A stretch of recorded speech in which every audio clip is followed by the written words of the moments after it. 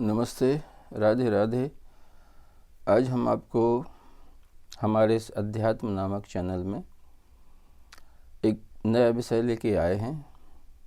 प्राणायाम है परम तप है। जैसा कि इस सूक्ति से विदित होता है कि प्राणायाम जो है ना, ये परम तपस्या है, सबसे बड़ी तपस्या है। हमारे संस्कृत वाङ्मय में प्राणायाम की बहुत महिमा गाई गई है। प्रायः सभी पुराणों में प्राणायाम के विषय में बताया गया है और प्राणायाम को सबसे बड़ी तपस्या माना गया है। और अभी हम वर्तमान में देख रहे हैं कि प्राणायाम के विषय में बहुत जानकारियाँ उपलब्ध हैं। पुस्तकों में भी तो है ही हैं, यूट्यूब पर भी बहुत सारे प्राणायाम करने की विधियाँ बताई गई हैं। सैकड़ों प्राणायाम सभी लाभदायक होते हैं, चाहे वो कोई सा भी प्राणायाम करो, कितना भी प्राणायाम करो। प्राणायाम से क्या होता है, चित्त शुद्धि होती है। हमारा जो मन होता है ना, वो प्राणायाम से निर्मल होता है और शारीरिक शुद्धि भी होती है। शारीरिक शुद्धि मतलब शरीर में हमारे रोग प्रतिरोधक क्षमता बढ़ती है और यदि कोई व्यक्ति बीमार है, औषधि ले रहा है, साथ में प्राणायाम भी यदि कर रहा है, तो उसे बहुत जल्दी स्वास्थ्य लाभ की प्राप्ति होती है। किंतु मेरा कहना ये है कि अभी जो प्रचलित प्राणायाम जो लोग करते हैं या करवाते हैं, जो योगी लोग, वो केवल शरीर के स्वास्थ्य के हिसाब से करवाते हैं। लेकिन हमारे योग वासिष्ठ भगवद गीता जैसे ग्रंथों में, भगवद गीता में प्राणायाम को यज्ञ की श्रेणी में रखा गया है। योग वासिष्ठ में प्राणायाम की तो इतनी महिमा गाई गई है कि प्राणायाम से परम सिद्धि यानी मोक्ष की प्राप्ति और भगवत प्राप्ति तक हो जाती है। तो होता क्या है कि ये प्राण तत्व जो है ना, हम जिसको प्राणवायु कहते हैं ना, ये भौतिक रूप है हमारे मन का, और मन जो है ना, हमारे प्राणों का आध्यात्मिक स्वरूप है। मन और प्राण ये अन्योन्याश्रित होते हैं। ये जो है ना प्राण और ये है मन, ये दोनों एक ही हैं। मन है आध्यात्मिक स्वरूप और प्राण है इसका भौतिक स्वरूप। जब प्राणों का शमन हो जाता है तो मन का भी शमन हो जाता है, और इधर से आध्यात्मिक स्थिति से या ज्ञान वैराग्य के द्वारा यदि हम मन का शमन कर लेते हैं तो प्राणों का शमन भी अपने आप हो जाता है। और जैसे ही प्राणों का शमन होता है या मन का शमन होता है, तो ये मन जो है ना, आत्मा से तद्रूप हो जाता है। और प्राण का जब शमन होता है तो प्राण की एक भौतिक प्रक्रिया अलग होती है। प्राण जो है ना, ये अधोगमन करने की अपेक्षा फिर ऊर्ध्वगमन करने लगता है। ये जो कुंडलिनी जागरण वगैरह होती है ना, ये सब इसी की ऊर्ध्वगामिनी क्रियाएं हैं। और ये षट चक्र भेदन वगैरह होता है, ये सब प्राण करता है। इस पे हम भविष्य में कभी कुंडलिनी जागरण और षट चक्र भेदन पे एक अलग से वीडियो बनाएंगे। अभी हमारा कहने का मतलब सिर्फ ये है कि ये जो कॉमन प्राणायाम है, ये विशेष प्रकार के प्राणायाम ना करके यदि कोई सिद्धि को प्राप्त करना चाहता है तो एक कॉमन प्राणायाम होता है जो हमेशा करते रहना चाहिए। और ये जो है ना, जैसे कि पहले तो प्राणायाम करने का जो तरीका है आप सभी जानते होंगे, किंतु उसमें एक विशेष प्रकार की जो है ना फ्रीक्वेंसी होना चाहिए। जैसे कि मान लो प्राणायाम में हम प्राणवायु को पहले हम अपने शरीर के अंदर यानी पेट के अंदर हम भर लेते हैं और यथाशक्ति हम इस जगह पे हम रुके रहते हैं। और इसके बाद में इस क्रिया को कहते हैं पूरक। ये जो है ना पूरक क्रिया कहती है, यानी पूरक प्राणायाम। और इसको कहते हैं कुंभक। कुंभक, ये आंतरिक कुंभक कहलाता है, आंतरिक कुंभक। और पहले हमने सांस को अंदर भरा, अपने पेट में नीचे तक, नाभि तक हमने भर लिया। इसके बाद यथाशक्ति हम उसको रोक लेते हैं और इसके बाद हम इस प्राण को धीरे धीरे बाहर निकालते हैं। और बाहर यहाँ लाके जब पेट पूरा खाली हो जाता है तो हम पेट पूरा खाली करके यहाँ पे यथाशक्ति रुके रहते हैं। यथाशक्ति, हमें अति नहीं बरतना है कहीं पे, यथाशक्ति इसको रोकना है। और इसके बाद में ये जो है ना, एक प्राणायाम हो जाता है। इसको कहते हैं, बाहर के इस कुंभक को कहते हैं बाह्य कुंभक। ये है बाह्य कुंभक, ये बाहर का कुंभक है और ये है भीतर का कुंभक। तो प्राणायाम में पहली प्रक्रिया होती है भरने की, इसको कहते हैं पूरक। और जो निकालने की प्रक्रिया होती है इसको कहते हैं रेचक। ये रेचक प्राणायाम कहलाता है। तो ये एक प्राणायाम हो गया, यानी आपने धीरे धीरे धीरे धीरे अपने उदर में सांस भर ली। इसके बाद में आप रुके रहे, यथाशक्ति आप रुके रहे। इसके बाद में आप धीरे धीरे धीरे धीरे उसको पूरा निकाल दिया। इसके बाद में रुक गए, यथाशक्ति आप रुके रहे।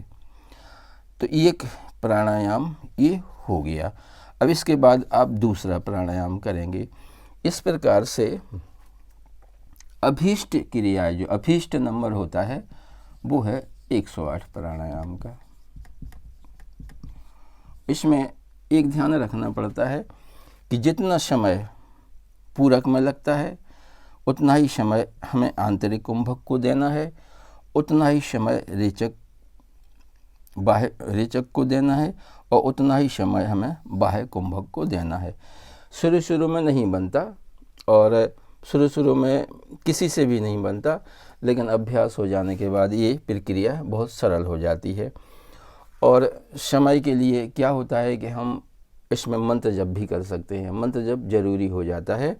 जैसे कि मान लो कोई भी मंत्र जप जो आपको पसंद हो, जो आपका गुरु मंत्र हो, कोई भी मंत्र जो है ना, तो जितना मंत्र जप आप पूरक में करते हैं उतना ही मंत्र जप आपको आंतरिक कुंभक में करना है, उतना ही आपको रेचक में करना है और उतना ही आपको बाह्य कुंभक में करना है। यानी ये जो 4 प्राणायाम है, पूरक, आंतरिक कुंभक, रेचक और बाह्य कुंभक, इनको बराबर बराबर समय देना है। इस प्रकार से आपको 108 प्राणायाम करना है। ये लगभग 1 घंटे के लिए ज़रूरी होता है। अब 1 घंटा प्राणायाम करना कठिन होता है, लेकिन बाद में कठिन नहीं पड़ता। शुरू में ज़रूर कठिन लगता है। अब 1 घंटा क्यों करना पड़ता है ज़रूरी? क्योंकि हमारे जो शरीर की जो प्राणों की जो संक्रिया होती है, हमारे शरीर में ये रीढ़ की हड्डी के आसपास 3 नाड़ियाँ होती हैं। एक तो रहती है चंद्र नाड़ी, बीच में रहती है सुषुम्ना नाड़ी और एक होती है सूर्य नाड़ी। तो हमारा 1 घंटा तो चलता है चंद्र नाड़ी में हमारा प्राण और 1 घंटा चलता है सूर्य में। तो 1 घंटा से ये बदलते रहते हैं और जब बदलते हैं तो ये संक्रमण काल आता है बीच में। तो थोड़ी देर के लिए, 5 मिनट के लिए या 7 मिनट के लिए ये सुषुम्ना नाड़ी चलने लगती है। तो ये जो सुषुम्ना मार्ग है ना, इसी से कुंडलिनी जागरण होती है और सुषुम्ना काल में ही होती है। ये जो है ना सूर्य है, ये है चंद्र नाड़ी और ये है सुषुम्ना। तो सुषुम्ना मार्ग से ही कुंडलिनी जागरण होती है। इस पे हम कभी और वीडियो बनाएंगे। तो ये हम कहने का मतलब ये है कि प्राण सबसे अधिक इस सुषुम्ना में ही सधता है। जब आपका सुषुम्ना स्वर चल रहा होता है तो ये प्राण सद जाता है। सिद्धावस्था में जब हमारे प्राणों का परिशमन होने लगता है और जब प्राण शांत हो जाते हैं तो एक स्थिति ऐसी आ जाती है कि सुषुम्ना मार्ग से ये प्राण ऊर्ध्वरेता हो जाता है और कुंडलिनी को लेके हमारे सहस्रार चक्र तक पहुंचता है। और उस समय साधक कन्फ्यूज्ड भी हो जाता है, उसे पता ही नहीं चलता कि हमें सांस लेना है, भीतर अंदर करना है या बाहर निकालना है। ऐसी स्थिति तक बन जाती है साधकों की। तो ये जो है ना शुरू में यदि 108 प्राणायाम नहीं बने तो शुरू में आप 27 कर सकते हैं। इसके बाद आप चंगन ले सकते हैं। चंगन के बाद में फिर सीधे 108 और अधिक लेते हैं आप तो 144 तक आप जा सकते हैं। और सुबह और शाम दोनों टाइम ये करना होता है और खाली पेट करना होता है। इससे बहुत लाभ होते हैं। हमारे रोग प्रतिरोधक क्षमता तो बढ़ती ही है, साथ ही साथ हमारा मन निर्मल होता है, चित्त शुद्ध होता है और इससे क्या होता है कि हमें दैवीय अनुभूतियाँ होने लगती हैं और एक स्थिति ऐसी आ जाती है कि जब सिद्धि प्राप्त हो जाती है तो हमें सब कुछ प्राप्ति हो जाती है। मोक्ष की भी प्राप्ति हो जाती है, भगवत प्राप्ति हो जाती है, ज्ञान की प्राप्ति हो जाती है और सिद्धियाँ तो खैर हो ही जाती हैं। लेकिन हमारे ग्रंथ कहते हैं हमें सिद्धियों के चक्कर में नहीं पड़ना है, हमें जो हमारा परम लक्ष्य है हमें उससे नहीं हटना है। तो इसके कुछ प्राणों के कुछ विधि और निषेध भी होते हैं। प्राणायाम कब करना चाहिए?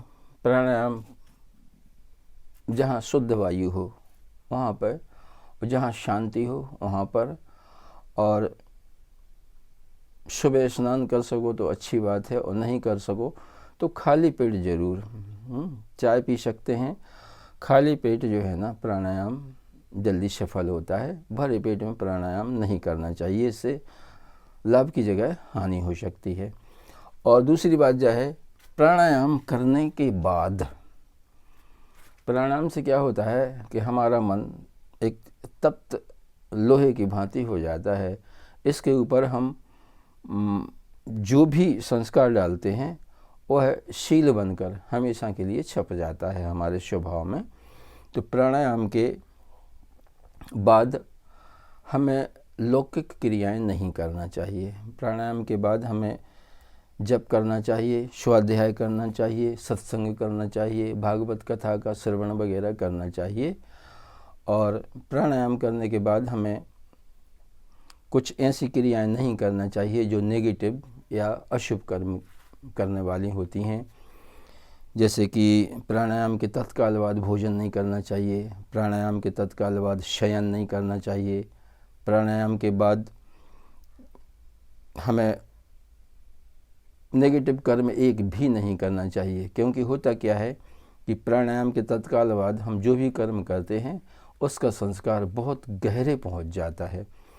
इंद्रियों की क्षमता प्राणायाम बढ़ाता है और इससे क्या होता है, यदि अधोगामी इंद्रियां हैं तो वो और तीव्र गति से उसी विषय की ओर भागने लगती हैं और वही विषय हमें रोचक लग जाता है। प्राणायाम में क्या होता है, प्राणायाम करने वाले साधक का जब चित्त निर्मल हो जाता है तो स्वाभाविक ही उसे जो है ना दुर्व्यसन जो है ना दुर्व्यसन जो है ना वे अच्छे नहीं लगते।